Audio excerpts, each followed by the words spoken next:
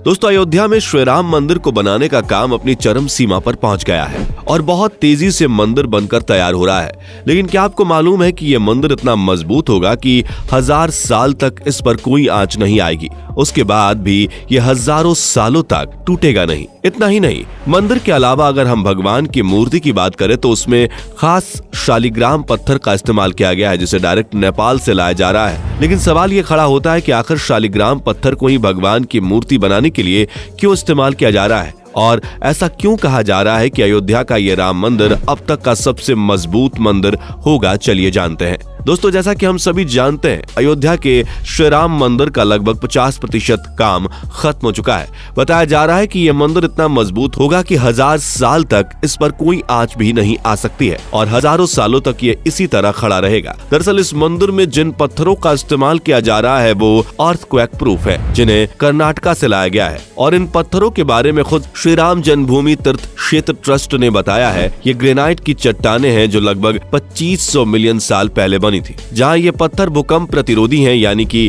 कितना भी भारी भूकंप क्यों ना आए, ये पत्थर अपनी जगह से टस से मस नहीं होंगे। इन चट्टानों का परीक्षण 1500 डिग्री सेल्सियस पर किया जा चुका है और फिर इन्हें ठंड वातावरण में रखा गया था और 1992 से इन पत्थरों के ऊपर काम किया जा रहा है। दोस्तों, मंदिर किन पत्थरों से बन रहा है ये तो आप समझ गए होंगे, लेकिन अब बारी आती है यहाँ की मूर्तियाँ बनाने की, जो कोई ऐसी वैसी मूर्ति नहीं होंगी बल्कि बहुत ही खास मूर्तियाँ होंगी। जाहिर सी बात है कि जिस अयोध्या राम मंदिर को लेकर सालों से विवाद चल रहा था, जिसके पीछे हजारों लोगों की जान चली गई, वो अयोध्या मंदिर काफी ज्यादा भव्य और आकर्षक होगा, जिसके न केवल मंदिर में भारतीय कलाकृति देखने को मिलेगी बल्कि राम मंदिर के अंदर मौजूद मूर्तियों की भव्यता भी सामने आएगी। उसी भव्यता को बनाए रखने के लिए राम मंदिर की मूर्तियों को शालिग्राम पत्थर से तैयार किया जा रहा है। जी हाँ, आपने बिल्कुल सही सुना, वही शालिग्राम पत्थर जो कहीं न कहीं सिर्फ और सिर्फ नेपाल में ही मिलता है। प्रभु श्री राम और माता सीता की मूर्तियों को बनाने के लिए नेपाल के शालिग्राम पत्थर को चुना गया है। अयोध्या में भेजने से पहले इन शालिग्राम पत्थरों की नेपाल के जनकपुरी में पूजा अर्चना करी गई,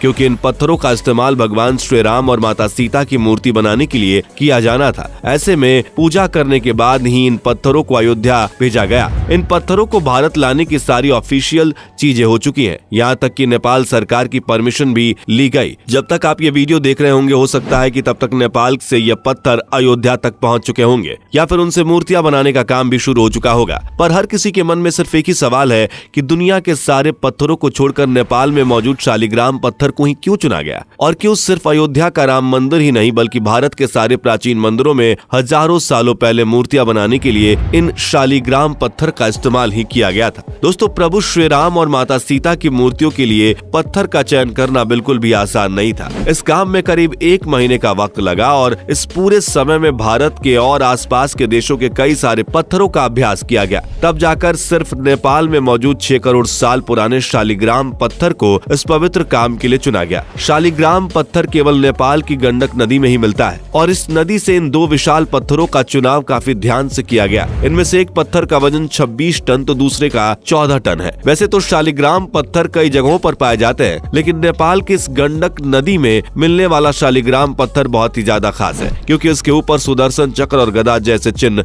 दिखाई देते हैं। भले ही इन सिंबल्स के पीछे का कारण कुछ और हो, लेकिन इन सिंबल्स का हिंदू धर्म में खास महत्व है। इसी वजह से इन पत्थरों को बहुत ही ज्यादा पवित्र माना जाता है। असल में शालिग्राम पत्थर में जो आप सुदर्शन चक्र जैसा चिन्ह देख रहे हैं, वो एमोनाइट नाम के समुद्री जीव के जीवाश्म यानी कि फॉसिल्स की वजह से है। एमोनाइट ऐसे वैसे जीव नहीं है, बल्कि ये डायनासोर के समय में समुद्र में रहा करते थे, जिनकी करीब 10,000 अलग अलग प्रकार की प्रजातियां मौजूद थी। लेकिन आज से करीब 140 मिलियन साल पहले क्रिटेशियस पीरियड के आखिर में ये जीव पृथ्वी से विलुप्त होने लगा, लगभग उसी समय जिस समय डायनासोर विलुप्त हो रहे थे। दोस्तों, जब कोई भी जीव मरता है तो उसका शरीर डिकम्पोज होना शुरू हो जाता है। धीरे धीरे उसके शरीर का नरम हिस्सा गलने लगता है और केवल हड्डियां बच जाती है। और जब इस हड्डी के ढांचे पर मिट्टी, धूल और बाकी के मटेरियल की परत चढ़ जाती है तो हजारों साल के प्रोसेस में हड्डियों का ढांचा जीवाश्म यानी कि फॉसिल्स में बदल जाता है। और कुछ ऐसे ही फॉसिल्स इन पत्थरों पर भी दिखाई देते हैं। जब आप शालिग्राम पत्थरों को बीच से तोड़ेंगे तो ये कुछ इस तरह की खास बनावट में दिखाई देते हैं।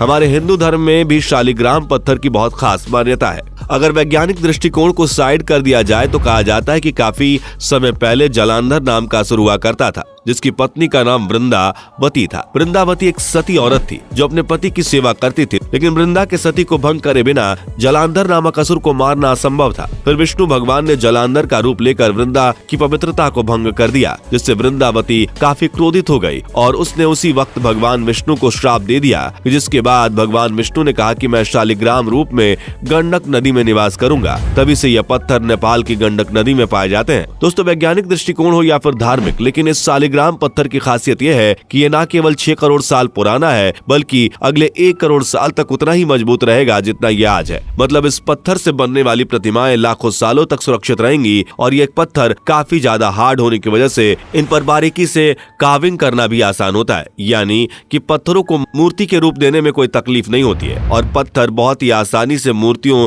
में ढलते चले जाते हैं, जो एक खूबसूरत मूर्ति का निर्माण करते हैं। यही वजह है कि भारत में कई सारे प्राचीन मंदिरों में भी इन पत्थरों का इस्तेमाल करके मूर्तियां बनाई जा चुकी हैं। जैसा कि हमने आपको बताया, शास्त्रों के मुताबिक शालिग्राम में भगवान विष्णु का वास माना जाता है। हिंदू धर्म में हर एक चीज में ईश्वर खोजे जाते हैं और इसलिए हिंदू धर्म में कई सारे प्राणियों को, जीवों को, यहाँ तक कि पत्थरों को भगवान का दर्जा दिया गया है। यही वजह है कि इस खास पत्थर को राम मंदिर की मूर्तियां बनाने के लिए इस्तेमाल किया जाएगा और जब इस पत्थर से मूर्ति बनकर तैयार होगी तो वाकई में वह एक अद्भुत नजारा दिखाएगी। दोस्तों, हम तो राम मंदिर और उसमें स्थापित होने वाली भगवान श्री राम और माता सीता की मूर्ति को देखने के लिए बहुत ही ज्यादा एक्साइटेड हैं, क्योंकि यह कोई ऐसा वैसा मंदिर नहीं होगा, बल्कि इस मंदिर को बनाने के लिए कई लोगों ने अपना खून पसीना सब कुछ बहा दिया। बाकी आप भी हमारी तरह राम मंदिर को लेकर एक्साइटेड हैं या फिर आप ये सोचते हैं कि भगवान तो दिल में होते हैं, मंदिर तो केवल दिखावे की जगह है? तो अपना जवाब हमें कॉमेंट में जरूर बताएं और इस तरह की वीडियोस को देखते रहने के लिए चैनल को सब्सक्राइब करना बिल्कुल भी ना भूलें। धन्यवाद। दोस्तों, आपको स्क्रीन पर 2 और वीडियोस दिखाई दे रही हैं, जिसे देखने के लिए स्क्रीन पर क्लिक करें।